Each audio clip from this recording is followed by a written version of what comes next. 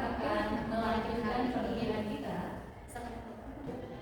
Sehat semua kita ya? Alhamdulillah. Baik, sebelum kita masuki pembicaraan kita absen terlebih dahulu ya. Alda dan Mela. Hadir Bu. Jessica Novela. Hadir. Saskia Dwi Febrianti. Muhammad Rayhan Nabil. Ahmad Fauzi. Agung Putra. Fahrul Manisa Sandi. Baik, hari ini kita akan melanjutkan mata kuliah kita yaitu hadis ahwalus syakhsiyah. Minggu sebelumnya kita sudah jelaskan apa itu hadis, apa itu ahwalus syakhsiyah. Sebelum kita lanjutkan kembali, kita mau review apa itu hadis. Hadis yaitu sesuatu yang disandarkan kepada Rasulullah, baik berupa perkataan, perbuatan, dan ketetapan. Nah, jadi Rasulullah hadis itu nanti ada yang berupa seperti hadis qauliyah atau perkataan, kemudian ada fi'liyah perbuatan atau juga nanti qadariyah ketetapan Rasulullah. Hari ini kita akan membahas hadis tentang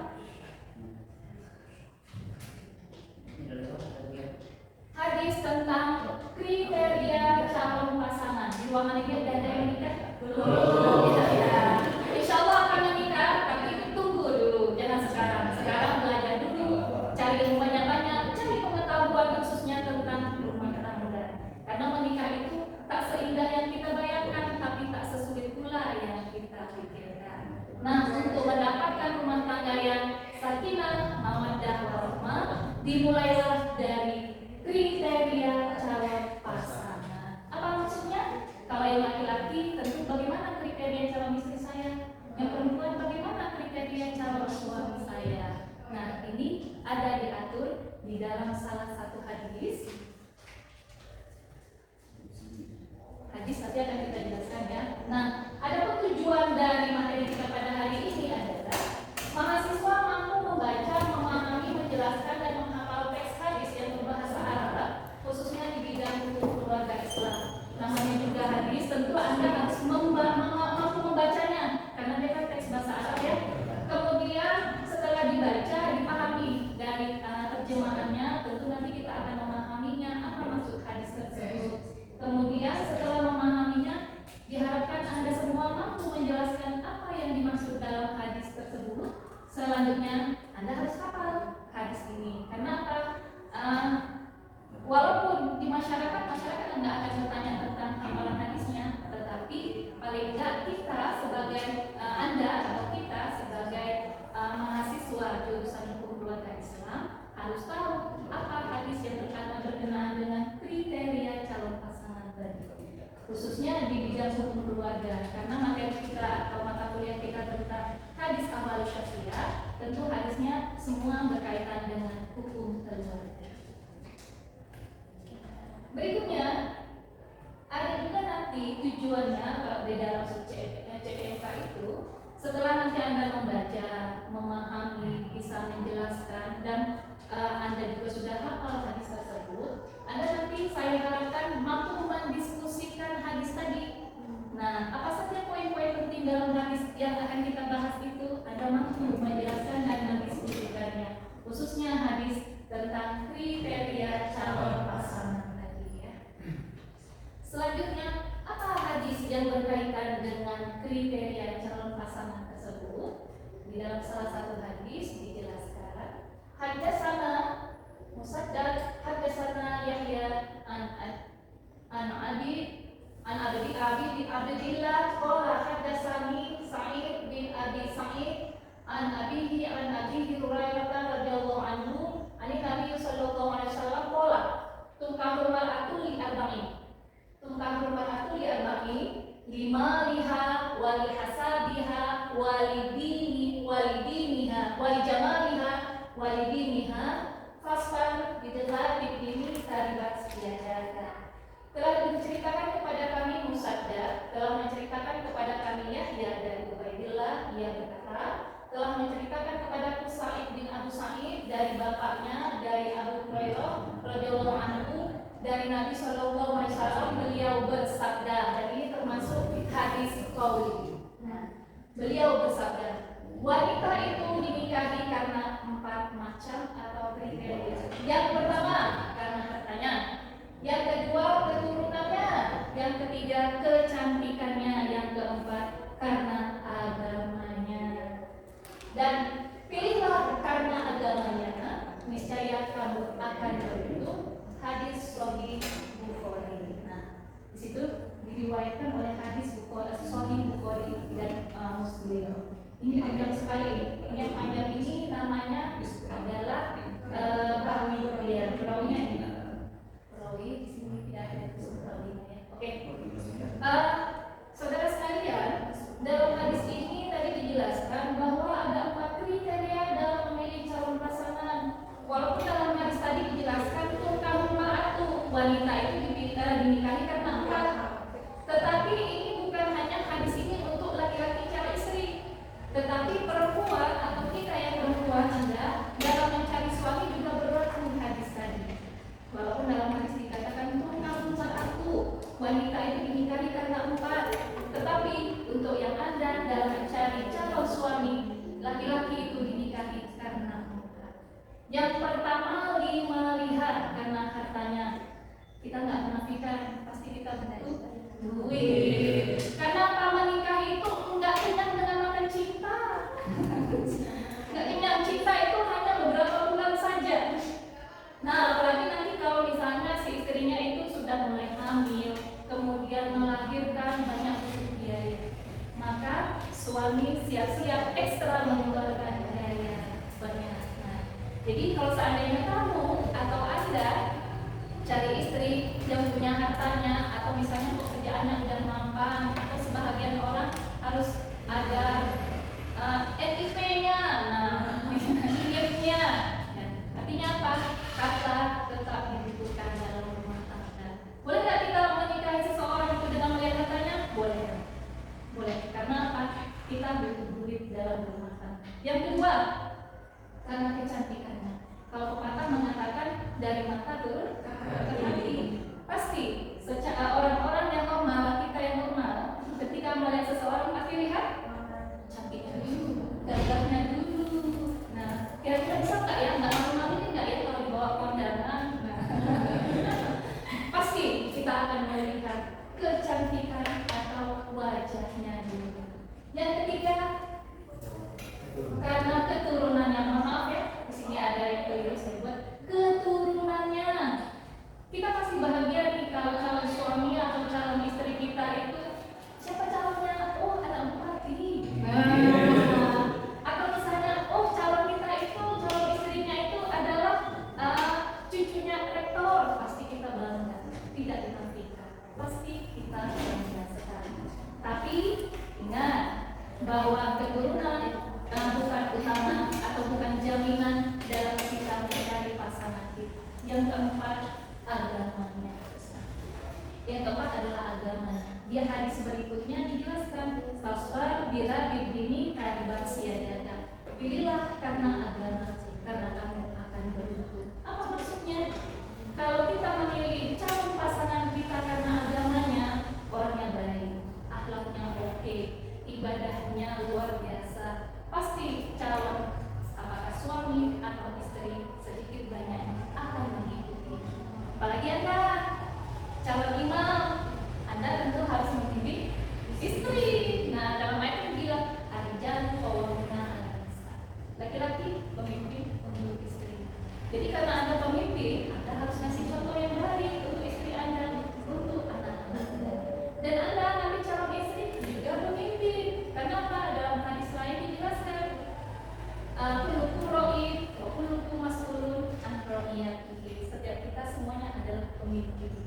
Anda nanti calon istri akan memimpin untuk anak-anak Anda. Anda istri akan memimpin dalam rumah tangga setelah suami Anda. Jadi suami istri adalah mitra yang saling menjaga satu sama lain di dalam rumah tangga. Oke, sementara itu yang materi yang bisa saya kasih. Ini saya ada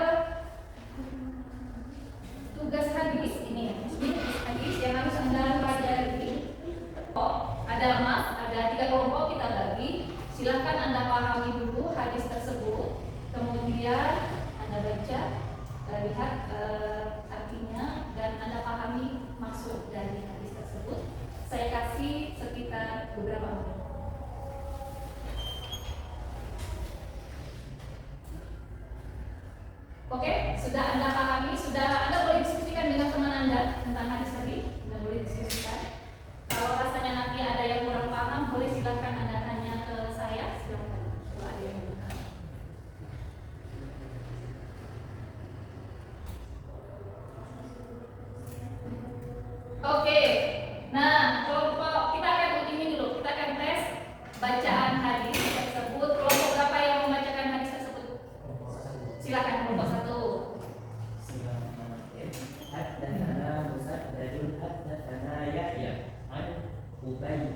الله قال حدثني سعيد بن أبي سعيد عن أبيه عن أبي هريرة رضي الله عنه عن النبي صلى الله عليه وسلم قال تنكح المرأة لأربع: لمالها ولحسبها ولجمالها ولدينها فاظفر بذات الدين bat yadaka. Oke, muttafaqun alaih. Ada yang mau mengakikan supaya kelompok dua? Akikah, silakan. Telah menceritakan kepada kami Musafir, telah menceritakan kepada kami yang dari Ubaidullah, dia berkata, telah menceritakan kepada aku Salih bin Abi Sa'id dari bapaknya dari Abu Hurairah radhiyallahu anhu dari Nabi sallallahu alaihi wasallam, beliau bersabda, wanita itu dinikahi karena takwa, karena hartanya, karena keturunannya, karena kecantikannya, dan karena agamanya. Maka pilihlah karena agamanya, niscaya kamu akan beruntung. Hadis Sahih Al-Bukhari. Oke, jadi walaupun di situ di dalam hadis kan tulisannya muttafaqun alaih ya, tapi maksudnya adalah hadis yang disepakati oleh Imam Bukhari dan Imam Muslim. Karena hadis ini di dalam Sahih Bukhari itu ada tertulis, di dalam Sahih Muslim juga ada tertulis. Oke, siapa yang mau menjelaskan dari hadis tersebut? Silakan. Iya, silakan Alma Daniela. Silakan. Hadis tentang empat kejadian di pasangan itu apa? Coba jelaskan dulu hadisnya, baru nanti pendapat imam yang ada jelaskan. Hadis tersebut menjelaskan tentang seorang yang biasanya memilih pasangan dengan empat hal, yaitu harta, keturunan, kecantikan, dan agama. Namun Rasulullah SAW menekankan agar agama dan akal dijadikan prioritas utama, karena keimanan yang baik dan akan melahirkan sifat yang jujur, bertanggung jawab, kesetiaan, dan saling menghormati dalam rumah tangga. Harta, keturunan, dan penampilan dapat menjadi pertimbangan, tapi semuanya dapat berubah seiring waktu. Sedangkan kualitas agama dan akal akan menjadi fondasi utama yang menjaga keharmonisan rumah tangga. Oke, bagus sekali. Di bawahnya itu ada teks yang pendapat imam. Sedangkan menurut mazhab Imam Malik, hadis tentang empat kriteria model pasangan dipahami sebagai petunjuk bahwa manusia memang selalu dipertimbangkan berbagai faktor tersebut dipertimbangkan. Namun yang harus menjadi ukuran utamanya adalah akal, agama, dan akal, karena keduanya merupakan fondasi kebahagiaan rumah tangga. Dalam konsep kafaah, kesepadan pasangan, Imam Malik bahkan lebih menekankan kesalahan agama dan terbebas dari sifat atau kondisi yang dapat mengganggu kehidupan pernikahan daripada status sosial atau kekayaan. Dengan kata lain, menurut pandangan Imam Malik, harta, nasab, dan keturunan boleh dipertimbangkan, tetapi dengan agama tetap harus berada di atas semuanya. Oke, terima kasih banyak sekali. Jadi intinya dari hadis ini adalah bahwa ketika kita ingin memilih calon pasangan sangat selektif sekali. Di dalam hadis sudah dikasih tahu ada 4 aspek dalam memilih pasangan. Yaitu yang pertama karena hartanya, kemudian karena wajahnya, kecantikannya, keturunannya, yang terakhir adalah agamanya. Oke, dari materi yang sudah kita pelajari yang kita sampaikan tadi, ada yang mau ditanyakan silakan. Oke, silakan. Karena saya fakultas dari kelompok 1. Dalam hadis tadi dijelaskan ada 4 kriteria untuk memilih calon pasangan. Apakah kita bisa mendapatkan 4 kriteria tersebut atau cuma agamanya saja? Oke, terima kasih. Pertanyaannya bagus sekali ya. Apakah kita bisa mendapatkan semua kriteria ini atau hanya satu kriteria aja yang harus kita pilih? Di situ memang di dalam hadis dijelaskan tungkalu mar'atul li'arba'in, bahwa ada 4 aspek dalam memilih calon pasangan. 5 lihat, wali. Wa itu di situ diartikan adalah sebagai pilihan atau ikhtiar. Tetapi ada penekanan di akhirnya, fasfar bila dini talibat siadata. Pilihlah agama. Karena kalau kamu pilih agama, kamu beruntung. Bisa nggak kita mendapatkan yang 4 ini? Bisa. Tetapi apa ya? Kalau pakai komplit itu jarang. Ada pasti ada. Nah, tetapi kadang-kadang ini ada yang lebih menonjol hartanya, ada yang lebih menonjol kecantikannya, ada yang lebih menonjol karena keturunannya. Tetapi kalau kita pilih agama tadi, maka agama akan lebih mendominasi dari yang ketiga-tiganya. Karena kalau kita pilih harta itu kan nggak kekal. Kadang-kadang ada masanya kita jatuh ke bawah. Nah, kalau kita cinta harta, maka ada uang abang saya, nggak ada uang abang dipendam. Nah, ya. Yang kedua, kalau kita memilih karena kecantikannya, setelah sekian umur nanti, maka akan sudahlah ada peot-peotnya, kemudian rambut uban-uban. Kalau kita memilih karena seperti itu,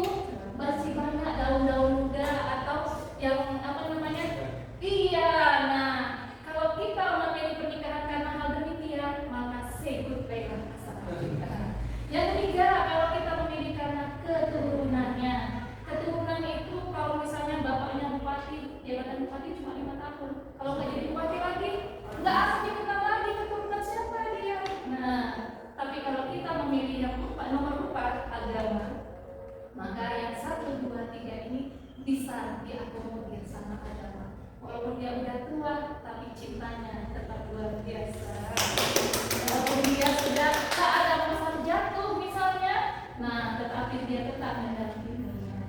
Tapi kalau kita memilih karena agama, insya Allah kata dalam hadis, fasfar bila tinggi kita dibaksiadakan, kamu insya Allah akan beruntung. Mau nggak belum? Ya, jadi sekarang kamu belajar bertanya-tanya, carilah ilmu khususnya tentang pernikahan, diperdalam lagi supaya ada bekal kamu nanti ketika menghadapi sebuah pernikahan. Saya rasa cukup hari ini materi kita. Insya Allah akan kita lanjutkan lagi. Kalau seandainya masih ada pertanyaan untuk materi hari ini, bisa kamu catat. Nanti waktu pertemuan berikutnya bisa kamu tanyakan kembali. Ya, kita cukupkan materi kita dan sedikit ada juga ya apa namanya? Tugas sudah ya. Nah, pesan dari saya. Yang pertama, siapa yang bersungguh-sungguh pasti dia akan mendapat. Yang pertama kaitannya dengan materi kita. Karena materi kita tentang bahasa Arab, hadis. Anda yang belum lancar, diperlancar, bisa nanti melakukan diskusi kelompok. Kalau sudah lancar, jangan lupa dihafal, ya, dihafal. Kalau kamu bersungguh-sungguh, insya Allah kamu akan mendapat. Yang kedua, lancar kaji karena diulang, lancar kaji karena sering diulang. Kalau kamu terus mengulang-ulang, sudah membaca, diulang, dihafal, insya Allah kamu akan hafal dan mendapat. Saya doakan mudah-mudahan kamu sukses di mata kuliah saya pada semester ini. Amin.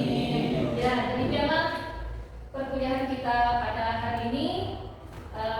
Dan saya kita ucapkan bersama-sama alhamdulillahirobbilalamin. Dan saya tutup. Assalamualaikum warahmatullahi wabarakatuh.